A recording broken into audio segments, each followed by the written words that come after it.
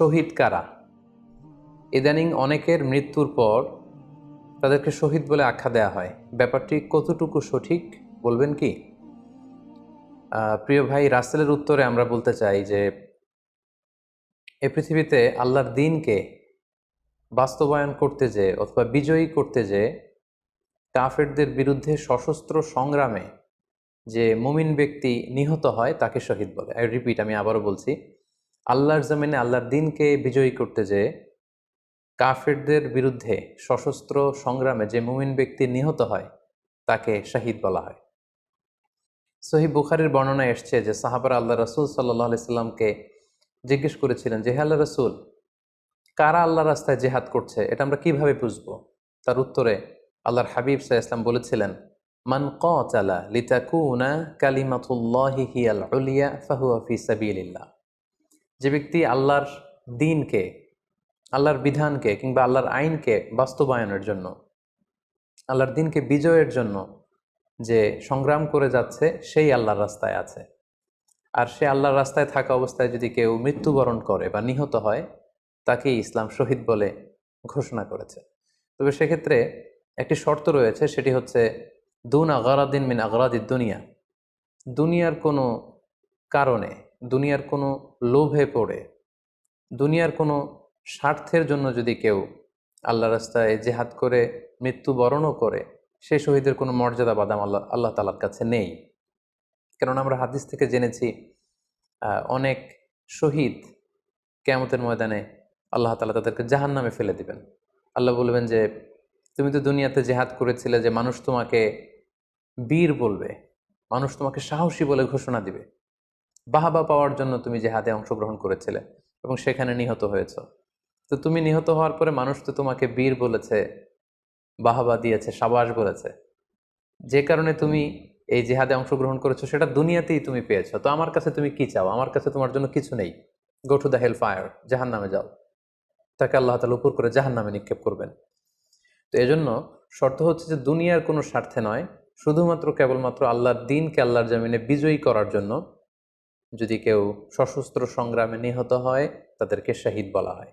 এখন প্রশ্ন হচ্ছে, যারা কাফেরদের বিরুদ্ধে জেহাদ করতে যেয়ে যুদ্ধে নিহত হলো তারা শহীদ, তারা ছাড়া কি আর কেউ শহীদ হতে পারবে না? এ প্রসঙ্গে আমরা বলবো যে বেসিকলি ইসলামী শরিয়াতে শহীদ দুই ধরনের।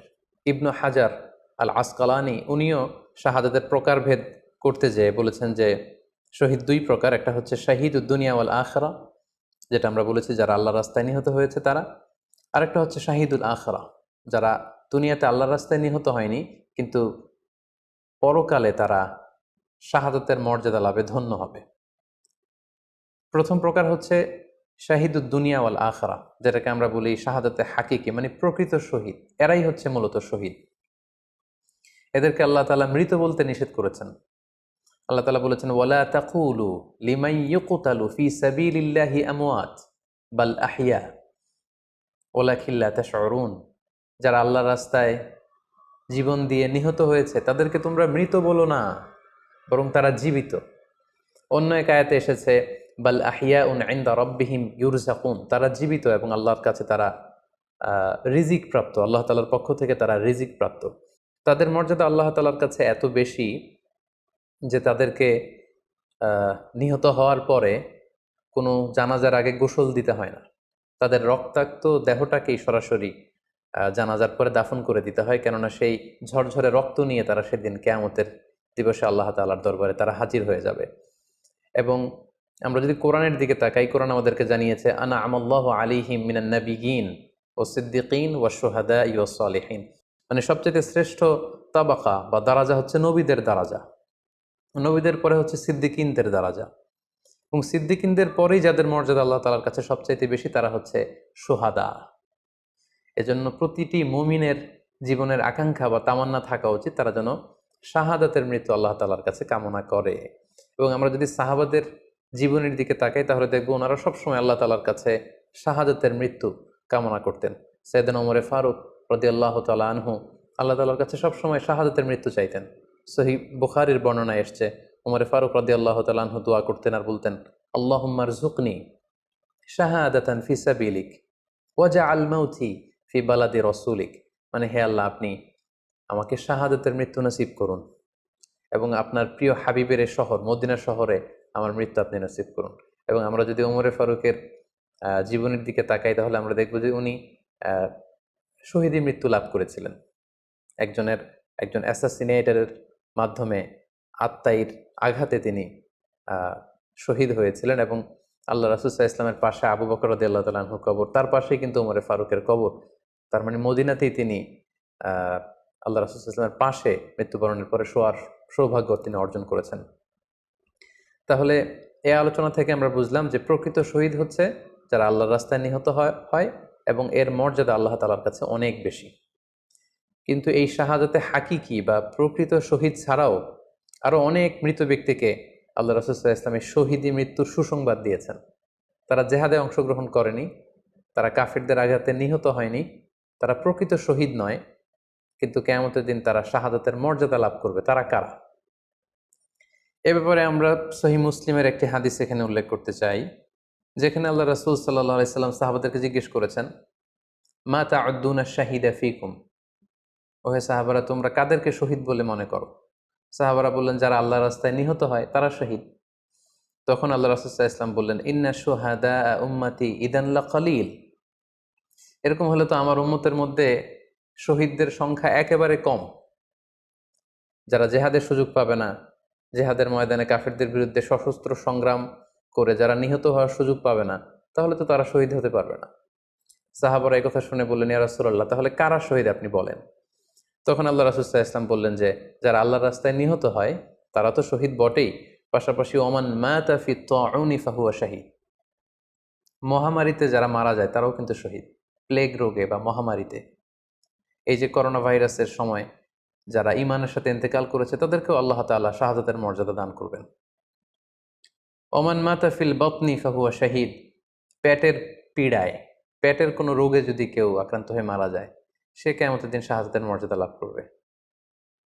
ওয়াল গরিকু শাহীদ, পানিতে ডুবে যদি কেউ মারা যায় সেও শাহীদ। এভাবে অন্যান্য আরো অনেক হাদিসে, কোনো হাদিসে 5 জন, কোনো হাদিসে 7 জন, কোনো হাদিসে আরো বেশি, এভাবে আরো অনেক ব্যক্তিকে আল্লাহ রাসূল সাল্লাল্লাহু আলাইহি ওয়াসাল্লাম শাহাদাতের মর্যাদা লাভে তারা কিয়ামতের দিন ধন্য হবে এই মর্মে তিনি আমাদেরকে জানিয়েছেন।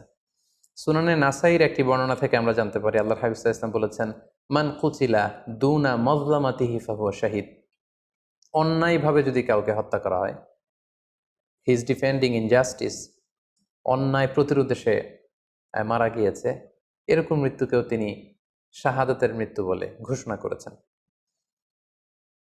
সুনানে তিরমিজির আরেকটি বর্ণনায় আল্লাহ রাসূল সাল্লাল্লাহু আলাইহি ওয়াসাল্লাম আরো কিছু ব্যক্তিকে শহীদ বলে ঘোষণা করেছেন। যেমন তিনি বলেছেন, মান কুতিলা দুনা দীনিহি ফাহুয়া শাহীদ, কেউ তার দ্বীনকে হেফাজত করতে যেয়ে যদি মৃত্যুবরণ করে সে শহীদ।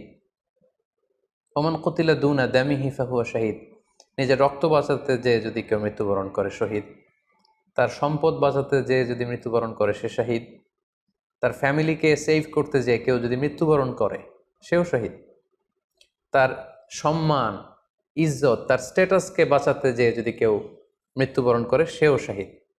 আরেক বর্ণনায় আমরা জানতে পারছি আল্লাহ রাসূল সাল্লাল্লাহু আলাইহি ওয়াসাল্লাম বলেছেন, ওয়াসাহিবুল হাদমি ফাহুয়া শাহীদ, অর্থাৎ ধ্বংসস্তূপের নিচে চাপা পড়ে যদি কেউ মারা যায় বা কোনো দেয়ালের নিচে চাপা পড়ে যদি কেউ মারা যায় সে শহীদ।